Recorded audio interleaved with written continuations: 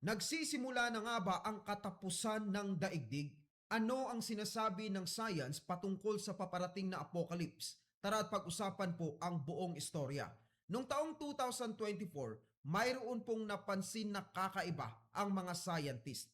Ayon po sa opisyal na tala ng WMO or World Meteorological Organization, ang taong 2024 ay ang pinaka-mainit na taon na naitala nila mula po nang magsimulang mag-record ang tao ng temperatura ng mundo. Ang average po ng temperature ng mundo sa panahon na yan ay umabot po sa humigit kumulang 1.55 degrees Celsius. Ito po ay mas mataas kung ikukumpara sa mga panahon bago pa po nangyari ang Industrial Revolution. Maaring sasabihin po ng iilan sa atin na 1.5 degree lang naman ang naidagdag. Pero sa climate change, iba po ang usapan. Hindi yan maliit. Nung mangyari po ang Ice Age, ilang degree lang din ang ibinaba ng temperatura. Pero sapat na iyon upang tabunan ng makakapal na yelo ang malaking bahagi ng North America at ng Europe. Ibig sabihin, ang maliit na pagbabago ng global average temperature ay maaaring magdulot ng napakalaking pagbabago sa buong planeta. At eto nga po ang nangyayari ngayon. Unti-unting tumataas po ang temperatura ng ating mundo. Kaya nakikita po ng mga scientist na imposibleng walang epekto ito. At kung meron man yang epekto, buong mundo po ang maaapektuhan. Ito po ang nakikita ng mga scientists ngayon na posibleng magiging dahilan para matapos ang ating daigdig. Kung maoobserbahan niyo po ngayon sa mga balita, parang palakas ng palakas ang mga natural phenomenon na nangyayari. Ang mga sakuna ay lalong tumitindi. Kung mapapansin niyo pong mabuti, parang bawat taon ay may pinakamalakas, pinakamainit, pinakamalaking baha, pinakamalawak na wildfire. Nagkataon lang ba ang mga iyon? Tara at tignan po natin ang ilang mga halimbawa. Noong taong 2023, mahigit 18 million hektarya ng kagubatan ang nasunog. Ito ang pinakamalaking wildfire season sa kasaysayan ng Canada. Napakalaki ng usok, kaya umabot ito sa New York at Washington DC. Nagkulay kahel ang kalangitan. Umabot sa mapanganib na antas ang air pollution sa panahon na yan. Maraming residente ang pinayuhang huwag lumabas ng bahay. Noong taong 2023 din, naitala ang isa sa pinakamalaking wildfire sa kasaysayan ng European Union. Libo-libong tao ang inilikas. May mga bayan na halos tuluyang naabo. Ilang araw na hindi mapigilan ng mga bumbero ang apoy. At noong taong 2022 naman, may nangyari din sa Pakistan. Halos ikatlo ng buong bansa or 1/3 ng buong bansa ang nalunod sa baha. Mahigit 33 million katao ang naapektuhan. Sobrang dami nun mga kababayan, 33 million. Libo-libong kilometro ng kalsada ang nasira at milyong-milyong bahay ang tuluyang napinsala. Tinawag ito ng United Nations bilang isa sa pinakamalaking climate disasters sa kasaysayan ng bansa. At mayroon din nangyari sa United States sa mga nakalipas na taon. Patuloy po na tumataas ang bilang ng mga weather disaster na nagdudulot ng bilyong-bilyong dolyar na pinsala. Hindi lamang mga hurricanes ang nangyayari po sa US, kasama rin dito ang mga tornadoes na napakalakas, mga heat waves na napakainit, at wildfires, pati po mga flash floods. So ang US po ngayon ay nakakaranas ng epekto ng climate change or pagbabago ng klima ng ating daigdig. Ayon po sa mga eksperto, habang umiinit ang karagatan, mas maraming enerhiya ang napupunta sa atmosphere at mas maraming enerhiya, mas malakas na bagyo ang posibleng mabuo. Hindi pa po dyan nabanggit ang naranasan ng Pilipinas na matitinding bagyo at baha at ng ilan pang mga Southeast Asian countries. Ang katotohanan po niyan, sa loob ng mahigit 4.5 billion taon, maraming beses nang nagbago ang klima ng ating planeta. Ang climate change ay normal. Nagkaroon ng mga panahon na halos natabunan ng yelo ang malaking bahagi ng mundo at mayroon ding mga panahon na mas mainit kaysa ngayon. So kung normal ang climate change, mangyayari at mangyayari po talaga ito mga kababayan, whether we admit it or not. Ngunit ayon sa mga scientists, may isang malaking pagkakaiba sa nangyaring climate change noon at sa ngayon. Ano nga ba ang pagkakaiba? Eto po, alamin natin. Ang pag-init ng mundo ngayon ay nangyayari sa bilis na hindi pa naranasan sa modernong kasaysayan ng tao. So sobrang bilis po na umiinit ng mundo natin ngayon. Delikado ba ito? Yes, may nakikita pong danger ang mga scientists rito at aalamin po natin yan. Una, aalamin po natin kung paano nga ba nagsimula ang lahat ng ito. Balikan natin ang taong 1760. Nagsimula sa mga taong ito ang tinatawag na Industrial Revolution sa Europe o pagsilang ng mga technology at industrialismo. Dito po nagsimulang gumamit ang tao ng napakaraming coal at kalaunan ay gumamit sila ng oil at natural gas upang paandarin ang mga sasakyan, pabrika, tren, barko at mga planta ng kuryente.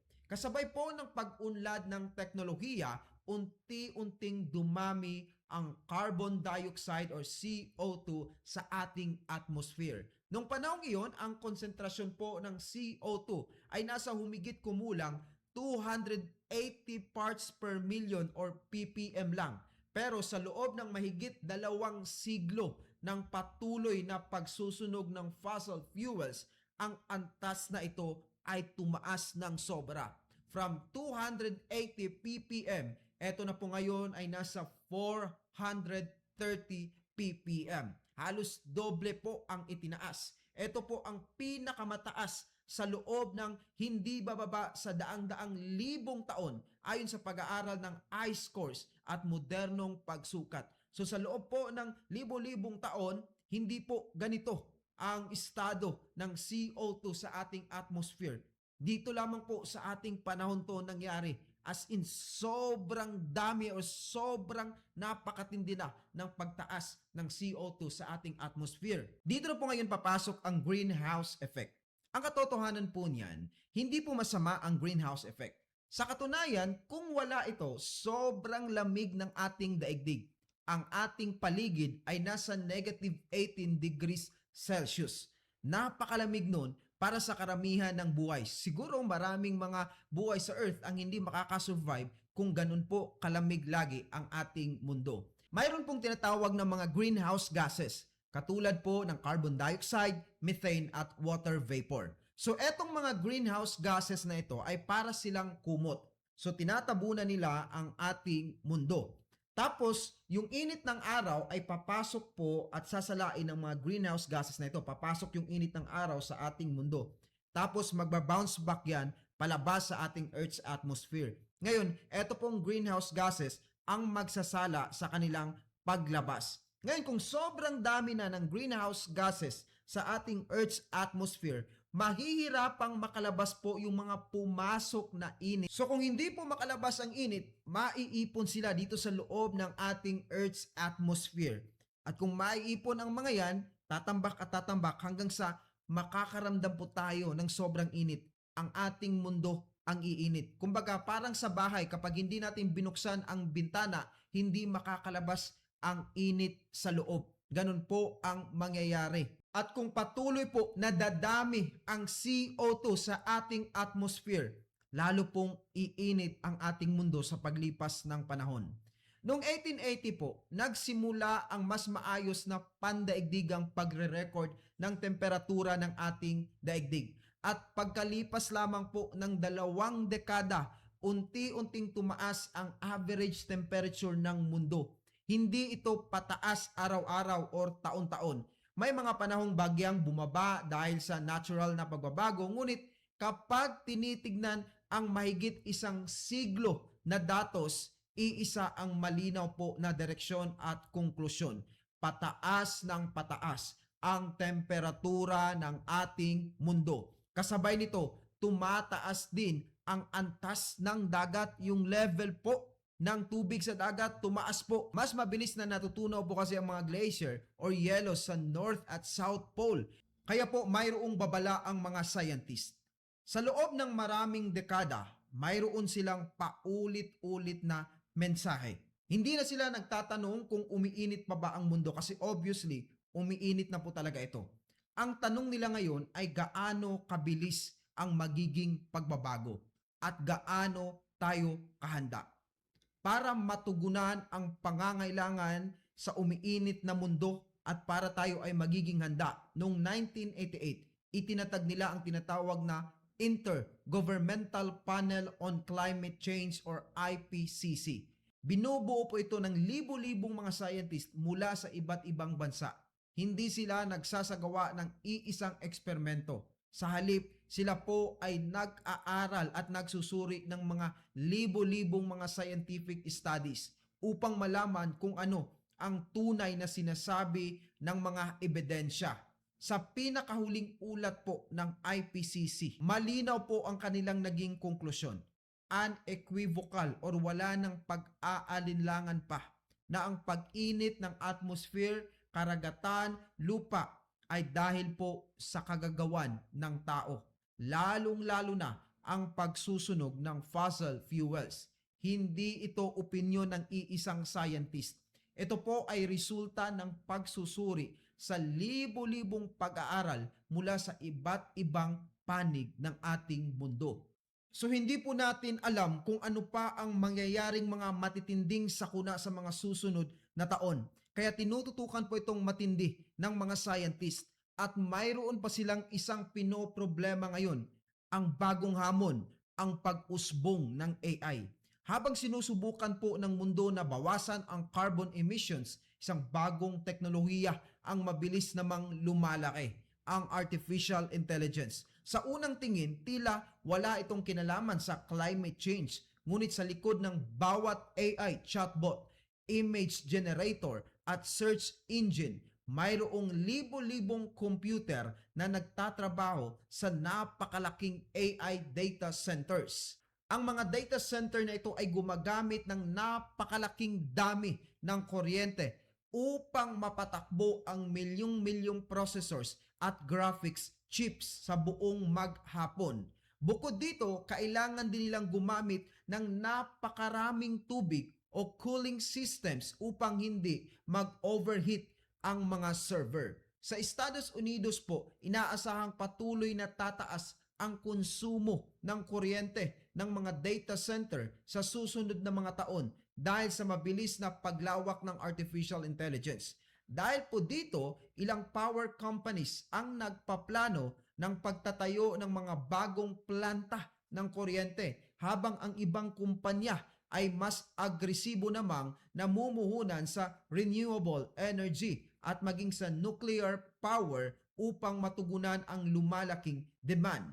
Hindi AI ang sanhi po ng climate change, ngunit kung ang enerhiya ng mga data center ay magmumula sa coal, oil o natural gas, maaari nitong dagdagan ang greenhouse gas emissions. Ito ang dahilan kung bakit maraming scientist at environmental experts ang nananawagan na sabayan ang pag-unlad ng AI ng mas malinis na pinagkukunan ng enerhiya at mas efficient na technology. So nakikita po ngayon ng mga scientists na ang climate change talaga ang pinakamalaking banta sa sangkatauhan. Ang climate change po ay hindi katulad ng asteroid. Hindi ito isang sakuna na bigla na lamang darating. Hindi rin ito katulad ng lindol na tumatagal lamang ng ilang minuto. Ang climate change ay isang mabagal ngunit tuloy-tuloy na proseso. Taon-taon, unti-unti pong umiinit ang ating mundo. Taon-taon, unti-unting tumataas ang level ng tubig sa dagat. At taon-taon, mas maraming tao ang maaapektuhan ng matinding init, baha, tagtuyot at pagkasira ng mga pananim. Ito ang dahilan kung bakit tinawag ng maraming scientist ang climate change bilang isa sa pinakamalaking challenge na kinakaharap ng sangkatauhan. Aminado po ang mga scientist, mga kababayan, na ang climate change ang isa sa pinakamalaking banta ng ating daigdig. Pero ang katotohanan po niyan, mayroon pang malaking banta na maaring hindi mo pa alam. Tayo pong lahat, whether we admit it or not, papanaw at papanaw tayo sa mga kapamaraanang hindi natin alam. Maaaring dahil sa sakuna dulot ng climate change, o maaaring sa sakit or aksidente. Maaaring maiwasan natin ngayon ang climate change, maaaring mapipigilan pa natin ito, pero ang hindi po natin maiiwasan ay ang kamatayan. Ang tao po ay papanaw dahil po sa isang dahilan, dahil sa kasalanan. Ang kabayaran po ng kasalanan ay kamatayan, ayon sa Biblia. At ang kamatayan na ito ay hindi lamang pisikal na kamatayan. Ang tinutukoy po ng Biblia ay espiritual na kamatayan. Ibig sabihin, pagkatapos nating pumanaw physically, may kaparusahang nag-aantay sa atin. Ang kamatayan sa impyerno dahil po sa ating mga kasalanan. So, kung walang kabayaran ang ating kasalanan, napaka-unfair po ng mundo. Ibig sabihin, yung mga pumapas lang ng tao, yung mga nang-aabuso, yung mga nagnanakaw, wala silang katumbas na kaparusahan kung walang mangyayari after ng ating kamatayan. So, ako ay naniniwala na mayroon talagang life after death. Mayroon pang mangyayari pagkatapos ng ating kamatayan physically. At yun po ang kailangan nating paghandaan. Kung tayo po ay naghahanda sa climate change, paghandaan natin ang life after death. Malinaw po na tinuturo ng Biblia na may dalawang patutunguhan lamang ang tao pagkatapos pumanaw physically. It's either hell or heaven. Ngayon, ang malaking katanungan, paano nga ba tayo makakarating sa heaven? Of course, most of us gustong makarating sa heaven. Pero may malaking problema. Ang heaven po ay isang perpektong lugar. So therefore, ang mga makakapasok lamang doon ay mga perpektong nilalang, katulad ng Diyos at ng mga anghel, yung mga walang kasalanan talaga. Ang problema, tayo pong mga tao, tayo ay mga makasalanan. Deserve natin na maparusahan. Walang ni isa po sa atin ang makapagsabi na wala akong kasalanan. Since birth, nakagawa po tayo ng kasalanan. Nakapagsinungaling, nakapangupit, at marami pang iba. May magsasabi sa atin na wala talaga akong kasalanang ginawa. Perpekto ako. Sa tingin ko, perpekto ako. Pero ang ating ninuno po na si Adan at si Eva, ipinasa na po sa atin ang kasalanan. So nananalaytay po sa ating dugo ang kasalanan. In short, tayo po ay makasalanan whether we admit it or not. Sabi nga po sa Biblia, ang kabayaran ng kasalanan ay kamatayan. So deserve po nating mapunta sa impyerno. Tayo po dapat ay papunta sa impyerno dahil po sa ating mga kasalanan. Hindi natin kayang bayaran ang ating mga kasalanan sa pamamagitan ng ating mabubuting gawa. Bakit? Kung ikaw po ay gagawa ng mabuti, mamibigay ka sa mga mahihirap, ikaw ay magpakabuting tao, maya-maya magkakasala ka pa rin. Maya-maya magagalit ka, di kaya maya-maya makakapagsinungaling ka. So, nananalaytay po sa atin ang pagiging makasalanan. Kaya tayo po, ang destiny talaga natin dapat sa impyerno. Pero mayroong ginawa ang Diyos. Iniligtas niya tayo. Tayo ay papunta sa impyerno, iniligtas niya tayo para tayo ay mapunta sa heaven. Ano ang ginawa niya? Ibinigay niya ang kanyang bugtong na anak na si Jesucristo.